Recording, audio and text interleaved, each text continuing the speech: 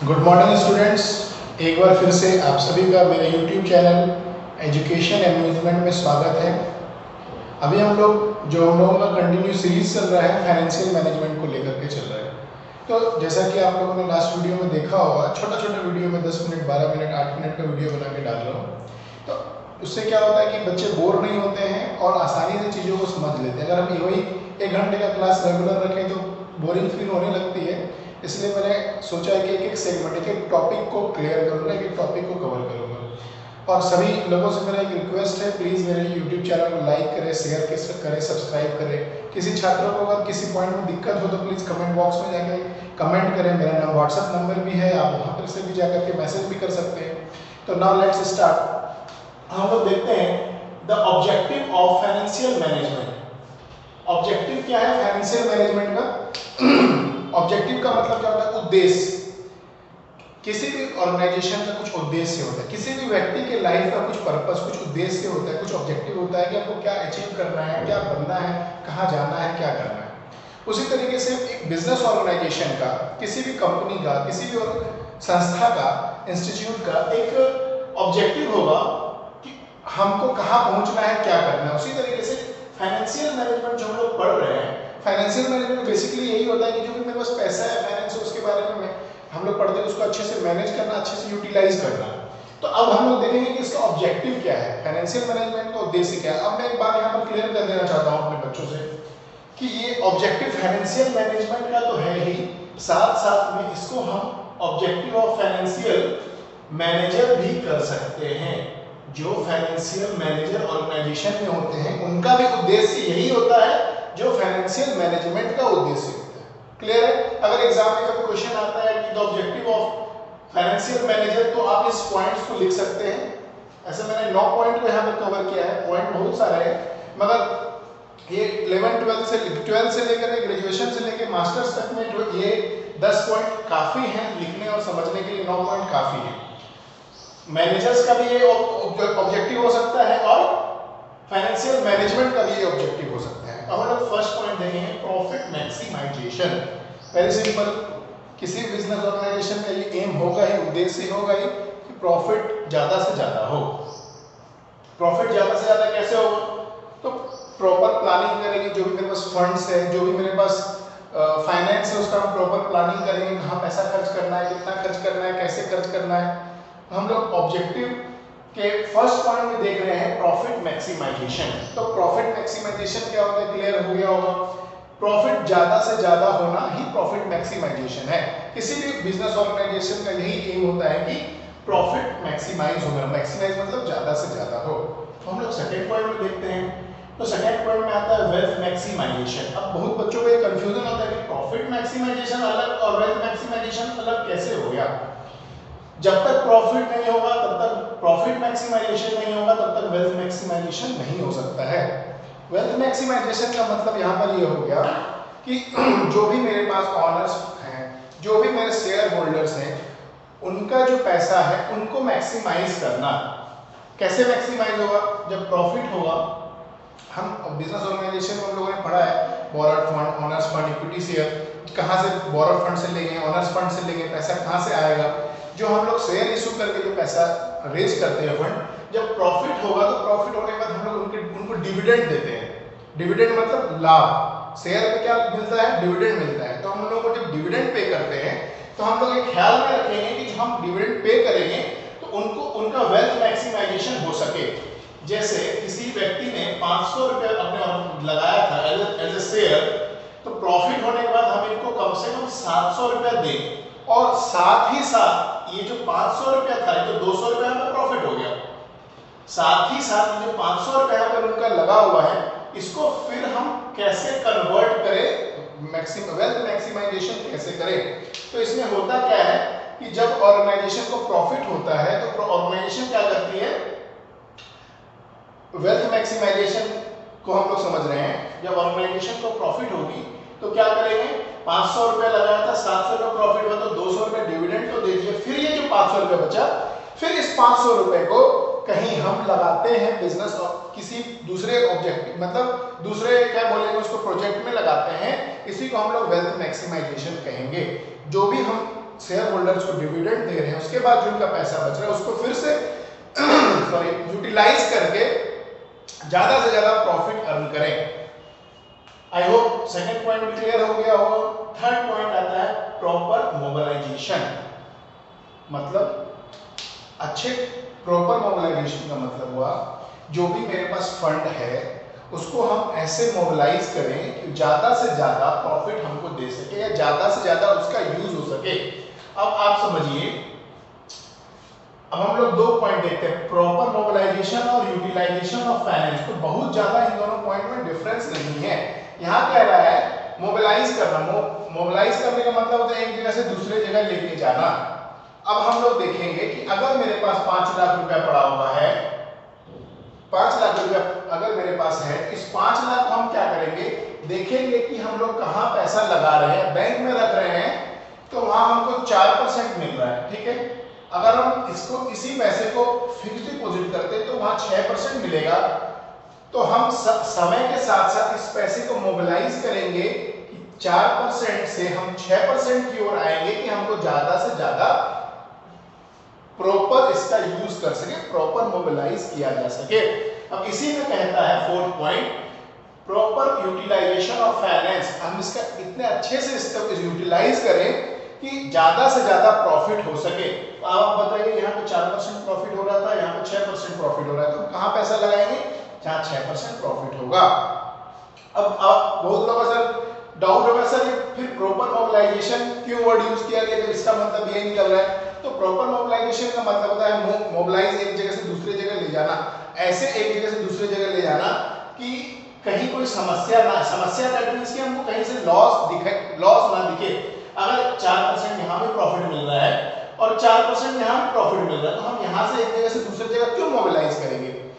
और एक बात और बता देना चाहता हूँ, बहुत लोगों को एक डाउट होगा कि सर 4% यहाँ मिल रहा है, आप सोचो कि 4.5% यहाँ मिलेगा और आप यहाँ पर किसी बैंक में 10 साल से कस्टमर है और ये कोई नया बैंक आता है और आपको कहता है हम 0.5% ज्यादा देंगे, तो आप यहाँ पे इस पैसे को यहाँ पे मोबिलाइज नहीं करोगे, क्योंकि आप 10 साल से किसी भी बैंक के कंटिन्यू कस्टमर हो तो वहां पे अलग तरीके से आपको बेनिफिट मिल सकता है। इसीलिए जो कहते हैं कि प्रॉपर मोबिलाइजेशन, अच्छे तरीके से मोबिलाइज करेंगे और अच्छे तरीके से यूटिलाइज भी करेंगे कि ज्यादा से ज्यादा प्रॉफिट हो सके, लॉस ना हो। फिफ्थ पॉइंट में आता है maintaining proper cash flow. Cash flow का मतलब पता था, इनफ्लो एंड आउटफ्लो। अब आप समझ लीजिए कि हमको अगर ऑर्गेनाइजेशन में at a time working capital अभी जरूरत है 5 लाख रुपए की, ठीक है, और हमको रेंट पे करना है, रेंट भी हमको अगर 5 लाख रुपए पे करना है, ठीक है, 5 लाख रुपया वर्किंग कैपिटल के रूप में जरूरत है, 5 रुपया हमको दोनों जगह 5-5 लाख के बारे में बात हो रहा है। तो हम क्या करेंगे, यहाँ पर इस तरीके से प्रॉपर कैश फ्लो करेंगे कि यहाँ भी वर्किंग कैपिटल में भी पैसा आ जाए, और अगर हम कहीं रेंट पे कर रहे हैं 1 साल का, 1 ईयर का, तो ये भी जो पैसा जो कैश फ्लो बाहर जाएगा वो भी और जो आएगा वो भी। अब बीच में तो कुछ नहीं, जीरो बचा, ऐसा नहीं होना चाहिए। अब हम बिजनेस ऑर्गेनाइजेशन को इस बात का ख्याल रखना होगा कि कैश इन हैंड कुछ ना कुछ रहे, कैश इन हैंड कुछ ना कुछ रहे पैसा, जो कि कभी कोई इमरजेंसी सिचुएशन हो तो वहां पर काम आ सके। क्लियर है। Maintaining proper cash flow. Cash flow का मतलब होता है इनफ्लो एंड आउटफ्लो। इनफ्लो का मतलब ऑर्गेनाइजेशन में पैसा आना और आउटफ्लो का मतलब ऑर्गेनाइजेशन से पैसा जाना। तो ऐसा मेंटेन करना है कि आए भी एक तरीके में और जाए भी एक तरीके में, और कुछ पैसा बीच में कैश इन हैंड भी रहे। I hope so fifth point भी क्लियर हो गया होगा। अब अच्छा सिक्स पॉइंट है। 6 पॉइंट में हम लोग देखते हैं सर्वाइवल ऑफ कंपनी। ऑब्वियसली जब प्रॉफिट हो जाएगा तो सर्वाइव तो होगा ही। तो एक फाइनेंशियल मैनेजमेंट का ऑब्जेक्टिव ये भी होना चाहिए, फाइनेंशियल मैनेजर का ऑब्जेक्टिव ये भी होना चाहिए कि मेरा जो बिजनेस ऑर्गेनाइजेशन है वो सर्वाइव आसानी से कर सके। अगर कोई दिक्कत होता है और मेरा बिजनेस ऑर्गेनाइजेशन सर्वाइव नहीं कर पा रहा है तो फिर फाइनेंशियल मैनेजमेंट का ऑब्जेक्टिव कहीं से पूरा नहीं हो पाएगा। मगर अगर आपको प्रॉफिट होने लगा और वेल्थ मैक्सिमाइजेशन होने लगा तो ऑटोमेटिकली आपका सर्वाइवल हो जाएगा। तो इस पॉइंट में भी कुछ नहीं था। Point number 7, creating goodwill. Very good, अच्छा पॉइंट है। ऑब्वियसली प्रॉफिट मैक्सिमाइजेशन हो गया, वेल्थ मैक्सिमाइजेशन हो गया, प्रॉपर मोबिलाइजेशन भी कर लिए, यूटिलाइजेशन भी कर लिए, तो क्रिएटिव गुडविल तो क्रिएट हो गई। आप किसी कंपनी में शेयर में 5 लाख रुपए शेयर खरीदते हैं किसी कंपनी का, और कंपनी आपको डिविडेंड के तौर पे 2 लाख रुपए देती है, तो क्या हो रहा है, गुडविल इस कंपनी का बढ़ रहा है कि हाँ कंपनी ग्रो कर रही है सॉरी, कंपनी ग्रो कर रही है। हम जो पैसा लगा रहे हैं बिजनेस ऑर्गेनाइजेशन में, ज्यादा से ज्यादा पैसा आ रहा है, मिल रहा है, इसका मतलब कंपनी का गुडविल अच्छा है, कंपनी अच्छे से ग्रो कर रही है। पॉइंट नंबर 8 है reduce cost of capital. Reduce cost of capital, cost of capital क्या होता है, जो भी बिजनेस ऑर्गेनाइजेशन में एक्सपेंसेस होते हैं, जैसे शेयर इशू करने के लिए अंडरराइटिंग कमीशन होता है, ब्रोकरेज होता है, बहुत सारे तरीके का खर्च होता है, तो उस खर्च को ही हम कॉस्ट ऑफ कैपिटल कहते हैं। कॉस्ट ऑफ कैपिटल मतलब जो आपके पास जो कैपिटल है उस पे उसका क्या कॉस्ट लग रहा है। मान के चलिए 10 लाख रुपए मेरे पास है, ठीक है, बैंक से मैंने 10 लाख रुपए लिया था, बैंक से मैंने 10 लाख रुपया लिया था 10% के ब्याज दर पे, तो ये 10% लग रहा है, फाइनेंशियल मैनेजमेंट का ये ऑब्जेक्टिव होना चाहिए, फाइनेंशियल मैनेजर का ये ऑब्जेक्टिव होना चाहिए कि ये 10% ना लगे, 8% में ही काम हो जाए, 7% में ही काम हो जाए, 6% में ही काम हो जाए, तो कॉस्ट जो कॉस्ट लग रहा है कैपिटल पे कम से कम लगे, तो इसी का मतलब हुआ रिड्यूस कॉस्ट ऑफ कैपिटल। अब हम लोग यहाँ पे देखते हैं, तो हम लोग देख रहे थे यहाँ पर कैपिटल स्ट्रक्चर के बारे में हम लोग बात कर रहे थे। तो कैपिटल स्ट्रक्चर में क्या होता है, borrowed fund, honours fund. Capital structure का मतलब है कैपिटल है, मेरा पूंजी है, उसको हम स्ट्रक्चर बनाते हैं, कि एक स्ट्रक्चर बनाया हम लोगों ने कि किस पैसे को कहाँ से लेना है, कौन सा पैसा कहाँ लगाना है। तो कैपिटल स्ट्रक्चर में हम लोग अभी नॉर्मली देख रहे हैं बोरोड फंड और ऑनर, हम लोग बोरोड फंड और ऑनर्स फंड के बारे में बात कर रहे थे। बोरोड फंड क्या होता है कि हम कहीं मार्केट से पैसा कर्ज लेते हैं, और ऑनर्स फंड क्या होता है कि किसी भी ऑनर का खुद का पैसा। तो हम यहाँ पे कैपिटल स्ट्रक्चर में देखेंगे कि सपोज करिए 10 लाख रुपए की आवश्यकता है किसी बिजनेस ऑर्गेनाइजेशन को, तो अगर बोरोड फंड हम लोग मार्केट से 7 लाख रुपए लेते हैं, 10 लाख रुपए की जरूरत थी, 7 लाख रुपए मार्केट से लेते हैं, 3 लाख रुपए खुद का लगाते हैं। तो बोरोड फंड में क्या होता है कि बोरोड फंड में जो इंटरेस्ट होता है वो फिक्स होता है, आइदर कंपनी को लॉस हो या कंपनी को प्रॉफिट हो, आपको जो रेट ऑफ इंटरेस्ट है वो देना ही पड़ेगा। मगर ऑनर फंड में क्या होता है, अगर कंपनी को प्रॉफिट होगा तो डिविडेंड मिलेगा, या कंपनी को जो प्रॉफिट होगा तभी उसके जो ऑनर्स है वो प्रॉफिट बांटेंगे, अगर नहीं होगा तो लॉस होगा तो कुछ भी नहीं मिलेगा, प्रॉफिट होगा तभी मिलेगा। मगर यहाँ पे क्या है, बोरोड फंड में लॉस भी होगा तो भी आपको ये 8% जो ये पे करना ही पड़ेगा। तो कैपिटल स्ट्रक्चर में हम लोग तैयार करते हैं स्ट्रक्चर, जहां पर ये देखते हैं कि किस तरीके से रिड्यूस हो कॉस्ट ऑफ कैपिटल।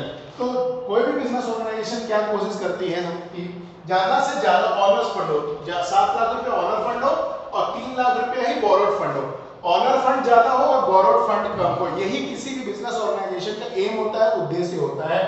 तो हम लोग लास्ट पॉइंट देख रहे थे, prepare capital structure. Capital structure हम लोग तैयार करते हैं कि किस तरीके से कहां से पैसा आएगा, कितना कम से कम कॉस्ट ऑफ कैपिटल लगे, इसी सब के बारे में हम लोग बात करते हैं किसमें, कैपिटल स्ट्रक्चर में। आज के लिए इतना ही। हम लोगों ने ऑब्जेक्टिव ऑफ फाइनेंशियल मैनेजमेंट और फाइनेंशियल मैनेजर भी देखा, फाइनेंशियल मैनेजर का भी यही रोल है, फाइनेंशियल मैनेजमेंट का भी यही रोल है। अब हम लोग नेक्स्ट वीडियो में फाइनेंशियल मैनेजमेंट के नेक्स्ट चैप्टर को देखेंगे, नेक्स्ट पॉइंट को कवर करेंगे। इस 9 पॉइंट में अगर किसी भी स्टूडेंट को या किसी भी व्यक्ति को अगर किसी भी पॉइंट में प्रॉब्लम हो तो प्लीज कमेंट बॉक्स में जाकर के कमेंट करें। मेरा व्हाट्सएप नंबर है, वहां पर भी जाकर के आप व्हाट्सएप कर सकते हैं कि सर इस पॉइंट में दिक्कत है, देन आई विल सॉल्व। सो आज के लिए इतना ही, नेक्स्ट वीडियो में मिलते हैं अदर दूसरे पॉइंट के साथ। That's all, thank you.